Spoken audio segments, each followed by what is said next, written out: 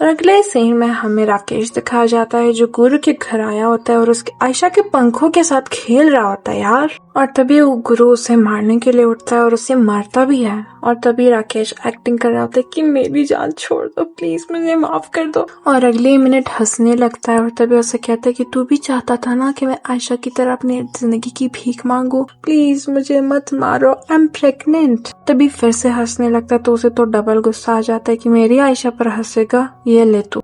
तो राकेश उसे कहता है कि मुझे पता था कि तुम पुलिस के साथ हो, इसलिए मैंने उसे अपना एड्रेस बता दिया था कि तुम भी आ जाओ उसके साथ। और तभी वो उसे कहता है कि अगर मुझे पुलिस अरेस्ट कर लेती तो मुझे जेल हो जाते और मेरे सारे गुनाह साबित हो जाते और सुलू मुझसे नफरत करती। तभी उसे अपना स्क्रू ड्राइवर देता है कि लो इससे मारो मुझे। और तभी राकेश मार खाते हुए से कहता है कि तू मेरी जान लेना चाहता है अपनी बीवी के लिए और मैं औरतों की जान लेता था अपनी बीवी के लिए। और तभी हंसने लगता है।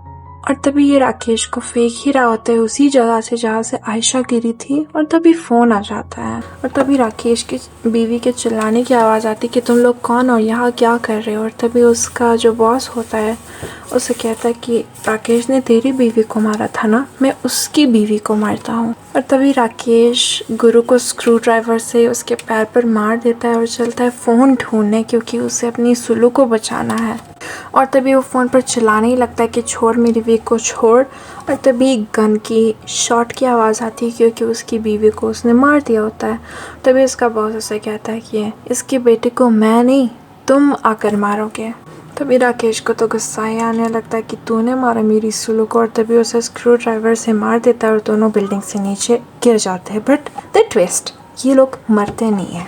और तभी राकेश उठ भी जाता है और एक बड़ा पत्थर उठाता है गुरु के सर पर मारने के लिए। बट तभी उसे गाड़ी ठोक कर चली जाती है और वो भी यहाँ पर मर जाता है।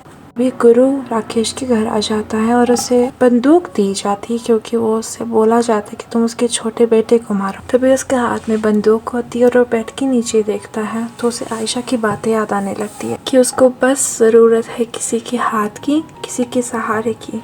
और तभी वो अपना हाथ आगे करता है और वो बच्चा आने भी लगता है और उसके हाथ में अपना हाथ रख देता है। और तभी ये दोनों आयशा का बैग लेकर वहीं पर आ जाते हैं। वहाँ पर मोर भी आए होते हैं। और तभी गुरु आयशा की डायरी निकालता है और टू सेव अ लाइफ को ऐसा खत मार देता है क्योंकि ऑब्वियसली उसने एक जिंदगी को बचाया है। तो उस बच्चे को कहता है कि एक जोक सुनेगा, तो उसे कहता है हाँ। उसे कहते हैं एक दिन एक भिखारी ने ताज होटल फोन किया कि एक बर्गर, एक पिज़्ज़ा और एक रसमलाई। और तभी उसने कहा कि किसके नाम पर दे दूँ, तो उसने कहा कि भगवान के नाम पर दे दे। यहीं पर होता है हमारी मूवी का हैप्पी एंडिंग। तो आप कमेंट में मुझे ज़रूर बताना कि मैंने इस मूवी को कैसे एक्सप्लेन किया, क्योंकि ये मेरा फर्स्ट टाइम था किसी मूवी को एक्सप्लेन करने का। And thank you so much for watching.